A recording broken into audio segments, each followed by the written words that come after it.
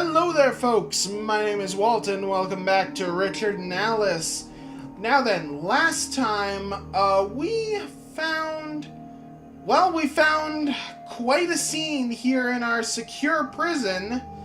But also last time we did find out what happened to Barney, Alice's son. Let's go ahead and check out the computer. I have no idea how to even log into this thing. Any ideas, Alice? How should I know? Fair enough. I guess we'll pick up the brick. Think very carefully before you do anything with that, Richard. What? Oh, nothing. Alright, units of light. I don't think there's anything I can do there. I guess we'll go to the hanged guard then. Let's see if he's got anything useful in his pockets. Aha, what's this? A pocket mirror, huh? Not quite what I was hoping for. I guess he likes to take care of his appearance. Okay, so I have to do something with the pocket mirror on the lasers. That could work, but I need more mirrors. Oh god, let's see. Computer, units of lights. Hey, okay, good to know you're... Yep, I'm still here. Okay, so we've got... So I need more... Oh! Pff. Duh! More mirrors! There we go. Alright, so we have, Right then. Really, Richard? Putting mirrors over the lasers? I thought that only worked in movies. Not at all. It's a perfectly logical solution. Careful now. Bingo. 1 down, 3 to go. Okay, here we go. So... Oh, okay. I kind of have to switch back and forth. Let's see if I can get this top one then before... Okay, there we go. And let's go ahead and block up the last laser. Okay, then. Wow, that was pretty good then. Let's see. Exit door. Keypad. Shit. What was it? I only need 1. Richard, what are you talking about? Right, okay, don't freak out, alright? I have to tell you some things. I'm listening.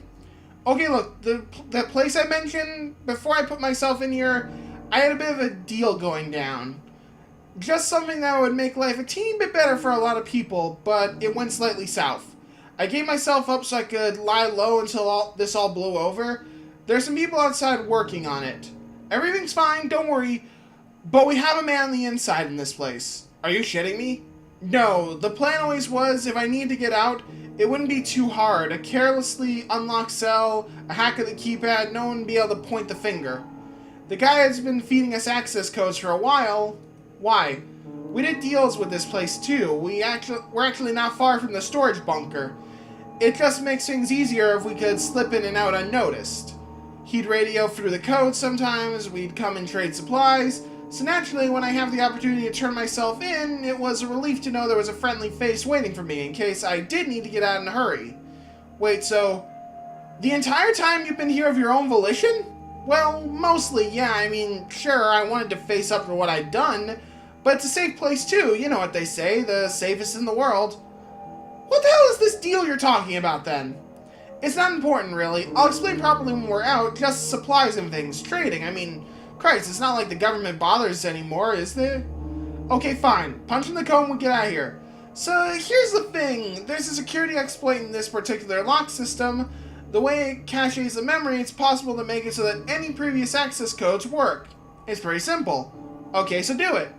Well, that's the problem. I don't recall any of the access codes. It was alright when there was someone else here I could have asked. Right, so we're stuck here. Now, hold on, let me think.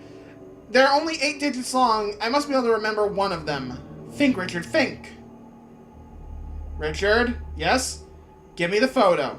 What, why? Just give it to me. No, why? I don't think you're in any position to be questioning me, are you? Alice, please, it's all I have. Okay, relax, Richard. I'm not going to destroy it. Okay, but I don't understand. Right, let's have a look.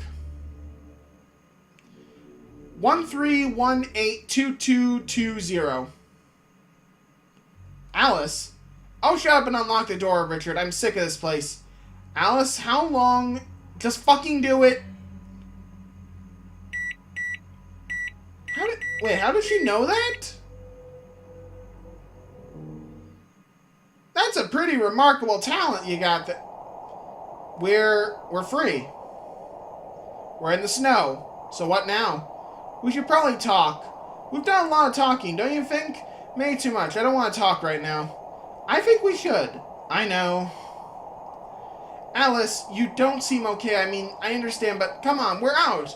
I know where we are. I know how to get to safety, and we can work out what to do from there. I know, Richard. It's just, like I said, what now? Back to surviving? Barely making it? Back to doing all those awful things we have to do to survive? Alice, listen, when I was a kid, a really young boy, whenever I used to get really down, when I was feeling really hopeless, my father would take me to one side. And do you know what he'd say to me? No.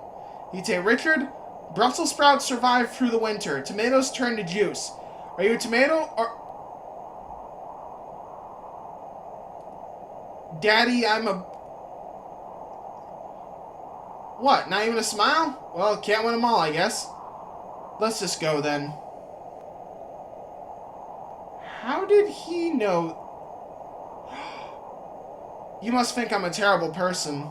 I don't think you're a terrible person, Richard. I think the world's a terrible, awful place. And people do terrible things. That isn't what I expected you to say. Didn't think you'd understand. I understood.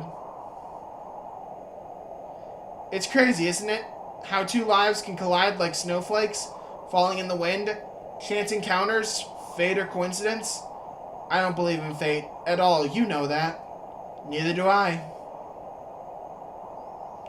It wasn't how it must have looked. It really wasn't. The people we took in, they wouldn't have survived by themselves. The Polars, they may not have been the nicest of people, but they were providers.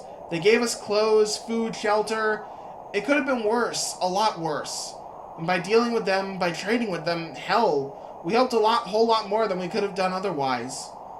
That's how you see it? You took away their clothes, Richard. They starved to death, you know, upstairs. What chance did they have then? That wasn't my fault. Oh, God, Alice, you don't understand. I had no choice.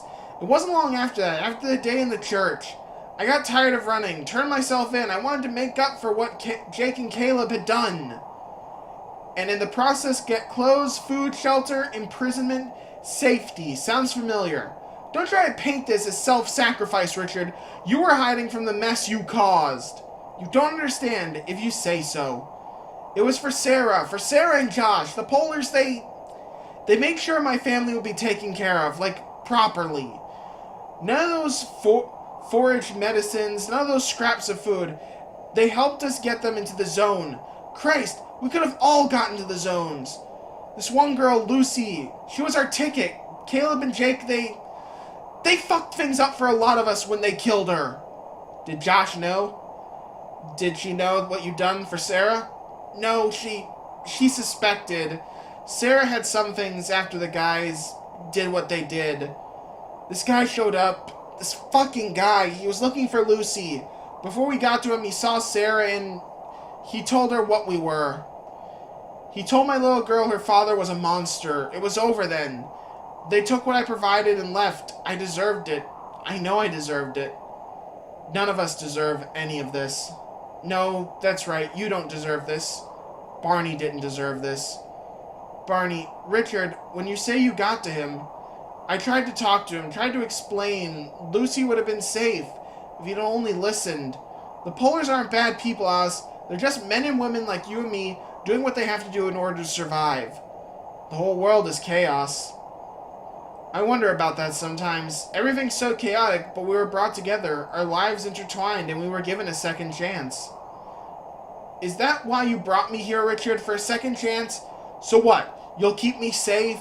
I can be your new bargaining chip? What? Alice, it's not like that. I just want to make everything right. Oh, sure. You big, brave men in your desire to right all the wrongs in the world, no matter how many people get hurt in the process. Can you change this weather, Richard? Can you help the people you left to starve? Can you bring Barney back? Don't talk to me about making everything right. I'm sorry. You know me, Alice. You know I'm not a monster, right? Richard? Yeah? Before whatever comes next, before we decide how to proceed, can I ask you one thing? Sure. Can I say goodbye?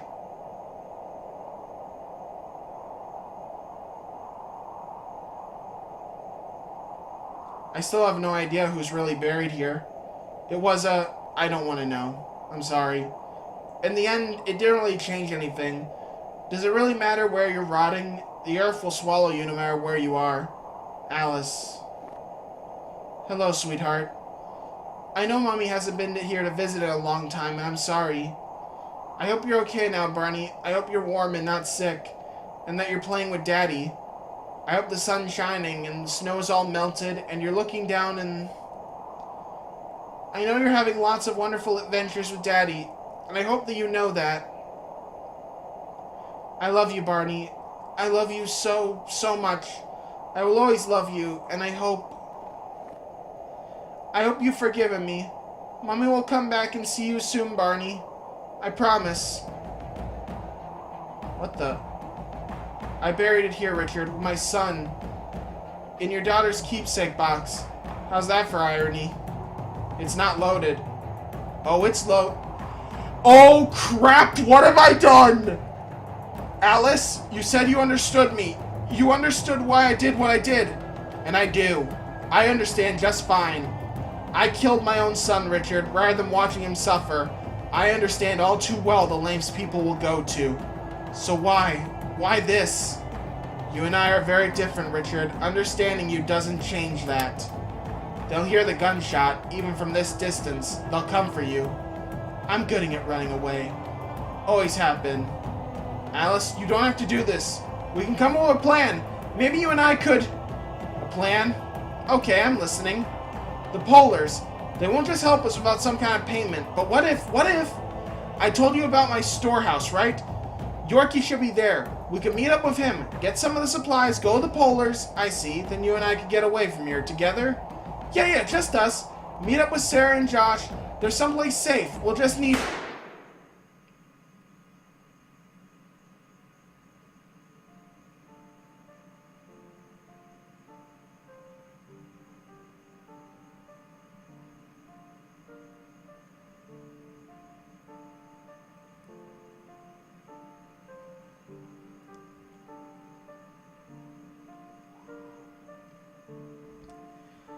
Well...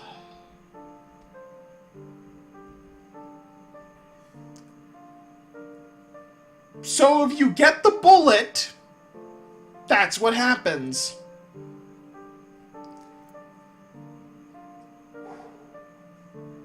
That was a hell of an ending we went for. So, that was Richard and Alice, folks. I was not expecting the ending to be that short, but I gotta admit, I really enjoyed this story. I'm sorry, I wasn't expecting, I really was not expecting for Alice to kill Richard. So, what I thought of this game. This is what I like about adventure games. This was pure story mixed with just a little bit of point-and-click gameplay. Just a little puzzle solving, a little infuriating puzzle solving there at the end, but overall, still very good. And if you didn't get what was going on, by the way, basically, the big missing link behind everything was that the Polars were... So, actually, hang on a second. So they had this girl, Lucy. She was kind of a calling card, and the Polars need to keep her alive. Now that I think about it, I don't actually know why did they need to keep her alive in order to get into the zones. That is a good question. Although I'm not sure. But overall, I did like the interactions with Richard and Alice in the prison. It was just very interesting to hear the two of them talk. Obviously not used to talking to other people. It was very comedic in that sense. I just really enjoyed the game. It was a lot of fun. It was very interesting. It was very depressing at that too. But anyway, so yeah, if you want to play this game, it is on Steam. I think it's about $6 at full price. I see it go down to about $3 for a sale, so if you want to wait for that. So, thank you all for watching. I hope you all have enjoyed this playthrough of Richard and Alice. if you enjoyed the video, please leave a like. If you want to see more, please subscribe. And I hope you guys will join me for the next game I play. So, until then, folks, thank you all for watching, and I'll catch you next time. Later.